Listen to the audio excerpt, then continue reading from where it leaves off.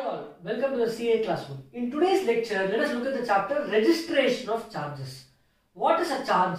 Let's take a small example.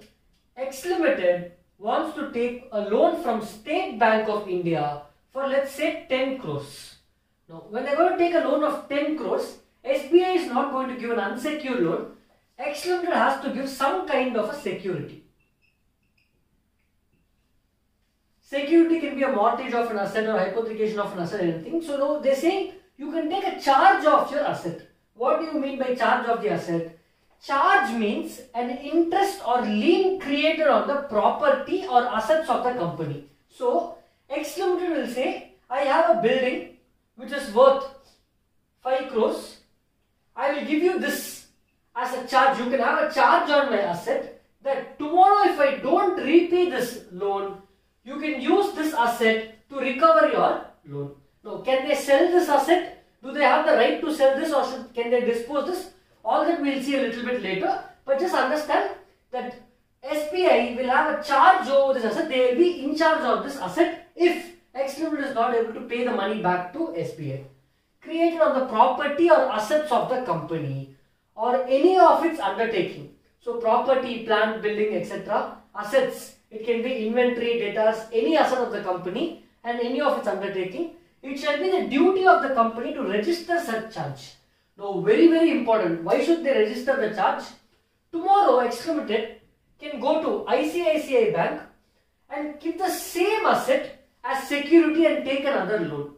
How will SBI know that this asset is charged with another bank? Or how will ICICI Bank know that this asset has already been charged and a loan has been taken? How will they know? Only if the company discloses it. But there is very high possibility that the company might not disclose this, and hence the Companies Act is saying every time a company takes a charge on any asset, they have to register this with the ROC. This is a public document. Charge is a public document. For every company, if you want to know if a company has a charge, you can log into the MCA website and see what are the pending charges against the company for the assets. So what ICICI Bank will do, they can log into MCA website, check against X Limited, is there any charge existing or not. So it is very important to register a charge when you are taking a loan and also when you are going to repay the money. At that time also you have to inform that the charge has come to an end. Now, there are two types of charges, fixed charge and floating charge. What is the difference? Very simple. Fixed charge is a charge which is taken on a specific asset, plant and machinery, or a car of the company, land and building. Specific asset is going to remain as it is, charge on these assets. Floating charge is a charge where the charge is on the asset, where these assets keep moving. Assets keep moving. For example, inventory of the company, trade receivables, etc. Where this is like a working capital of the company, it keeps moving. Company will have a charge on this assets. It is more like a dormant charge. But however, in certain cases, floating charge will become a fixed charge due to certain events. It's called crystallization of a floating charge. Meaning when company is unable to make some payment for floating charge, interest or anything, then the floating charge will become fixed charge. What is the implication of that?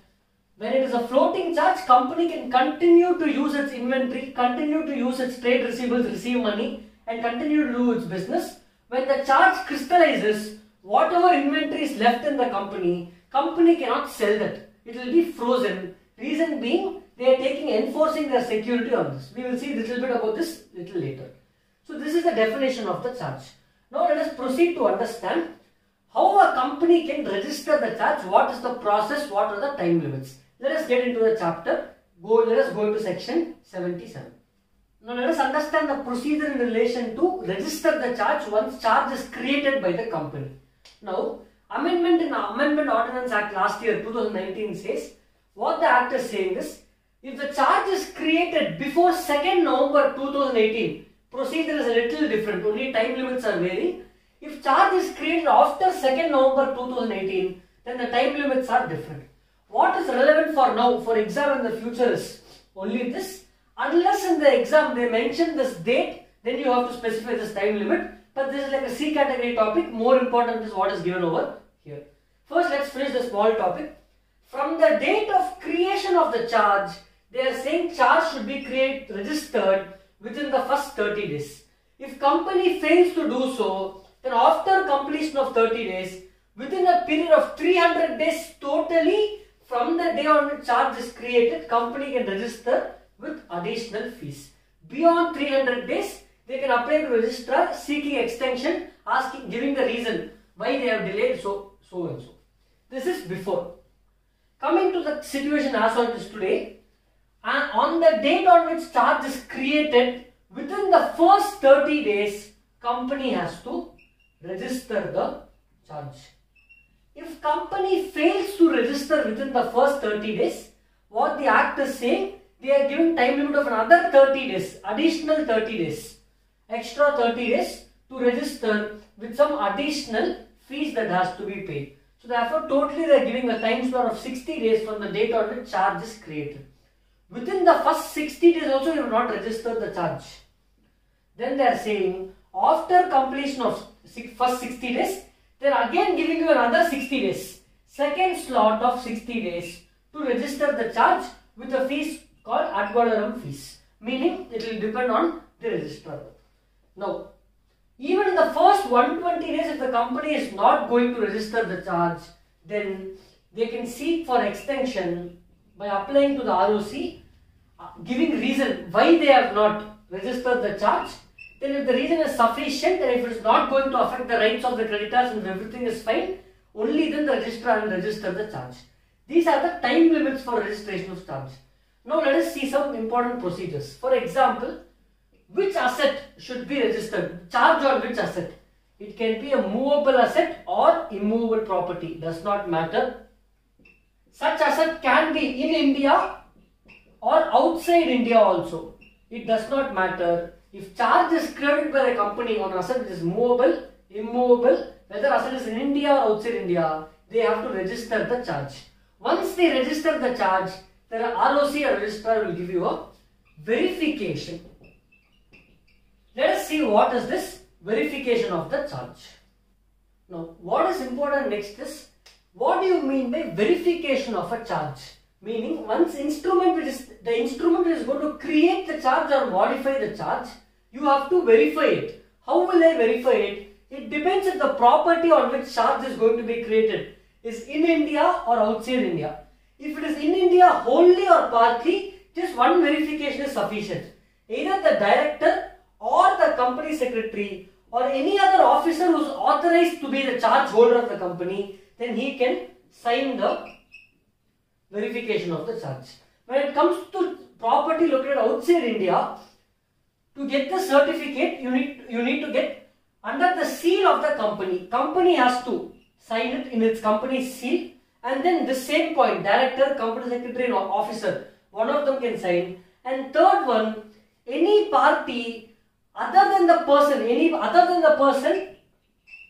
employed in company, other than the one who is employed in a company, who is having interest in the charge. For example, charge holder can sign it by verifying it. Then verification is complete. Next, the registrar will issue certificate of registration if the entire procedure is properly complied, which gives a conclusive evidence that the charge has been created. Now it becomes a public document.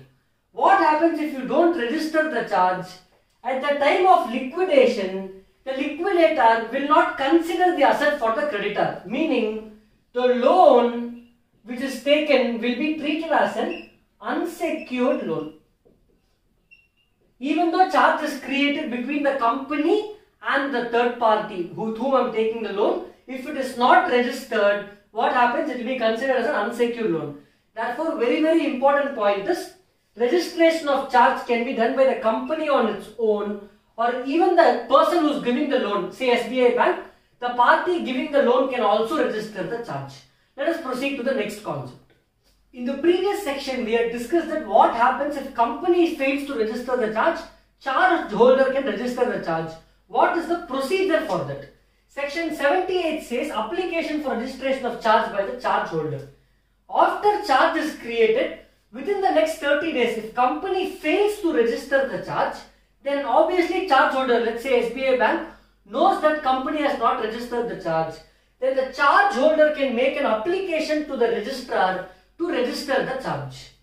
The registrar will register the charge within 14 days from the date on which application is received from the charge holder after giving notice to the company. So charge holder is making an application to registrar. Registrar will register within 14 days after giving notice to the company. Now, for this registration, some fees is incurred. Who should actually incur this fees? Company. But who is incurring it? Charge holder. Therefore, such fees can be recovered from the company.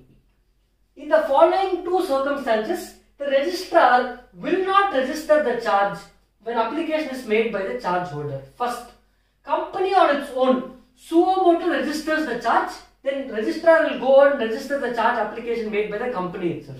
Second case, when notice is sent to the company, company is showing sufficient cause, it has sufficient explanation and reason why the charge should not be registered, they are giving an explanation. Then in that case, charge will not be registered. Now let us go to modification of a charge.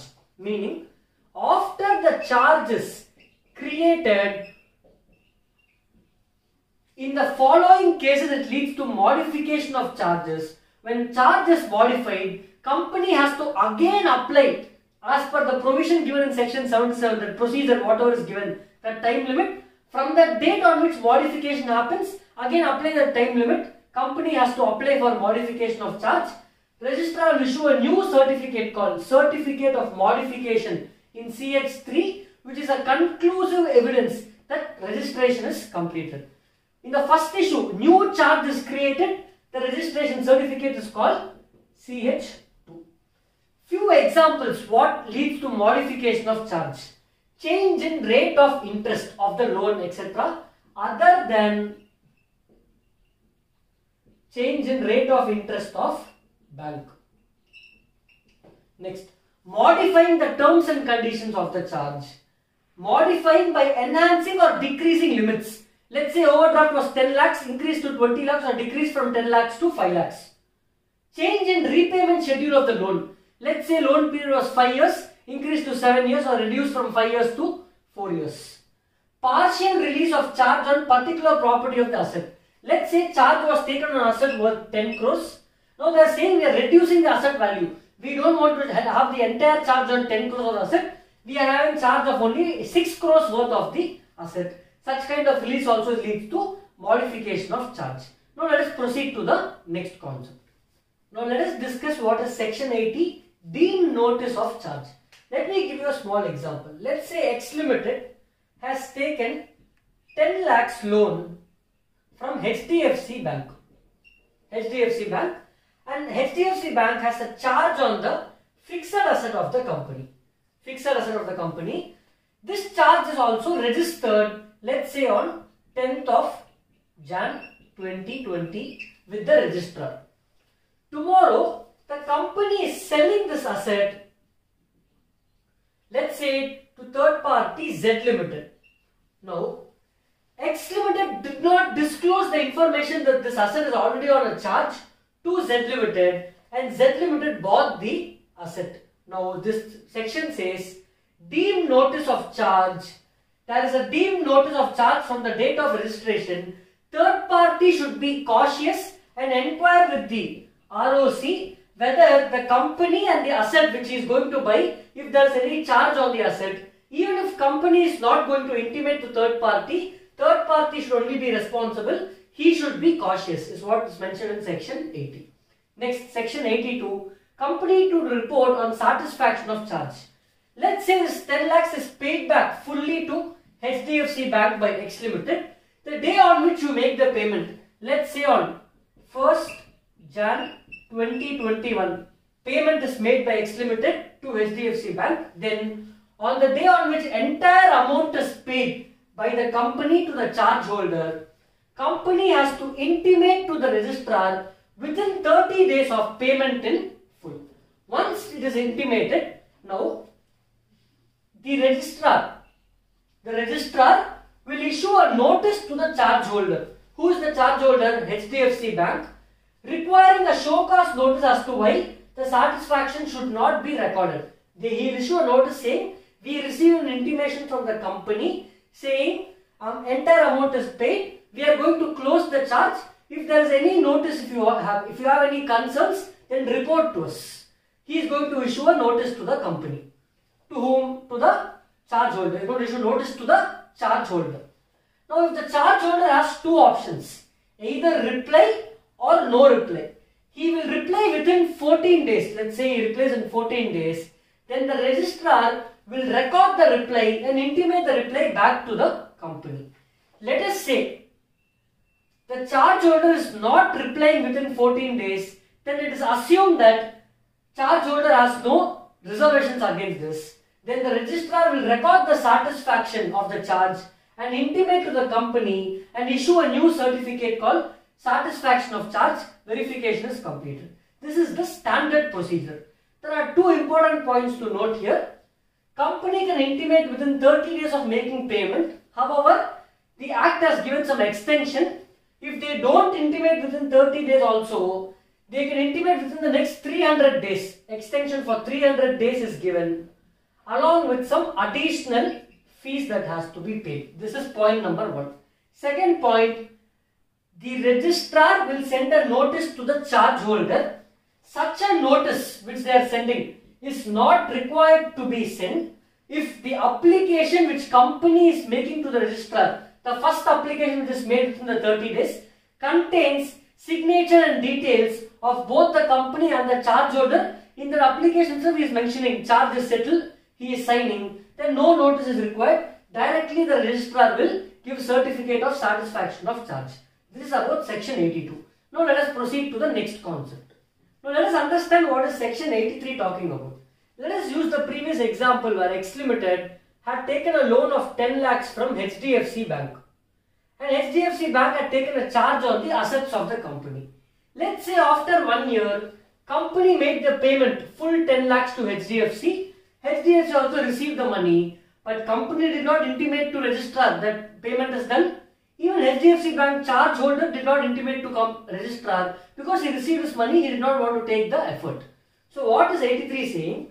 Registrar to record satisfaction of the charge in case of absence of intimation by the company. If company fails to intimate the registrar, when can the registrar close the charge? Satisfaction of charge will take place. Registrar should be satisfied that in relation to a registered charge, one of the three should happen. Debt paid in full. Debt is paid in full or it is paid in part to the extent it is required. Property charged is released in full. Bank is releasing the property which is charged.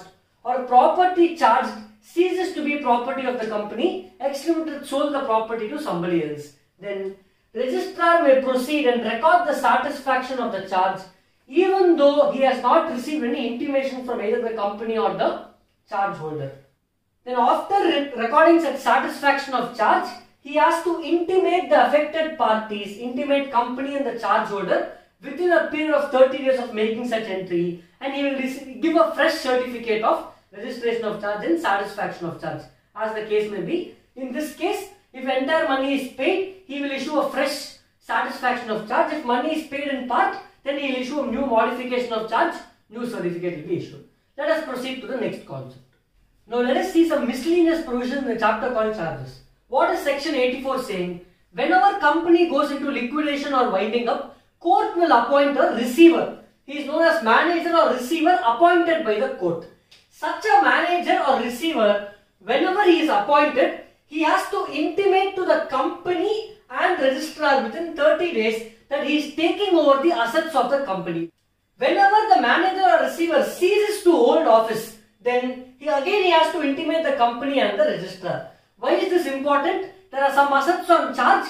The registrar, the receiver and the manager will take care who has to be paid now and who should not be paid. His duty is to intimate company and registrar about the same. Punishment for contravention of any of the provisions in charge chapter. The company will be liable to pay penalty from 1 lakh to 10 lakhs. Officer will be liable to pay penalty ranging from 25,000 to 1 lakh or 6 months imprisonment or both. Now newly inserted saying in some cases fraud is also applicable. Officer will be liable for fraud under section 447 when if he is furnishing any false information in various applications if it's going to furnish any false information or if it's going to suppress any material information. Now, last section, section 87, it talks about central government's power to condone the delay. There are various time limits in charge chapter. File within 30 days, file within 300 days, file within 60 days, etc. In certain cases, central government has the power to condone the delay.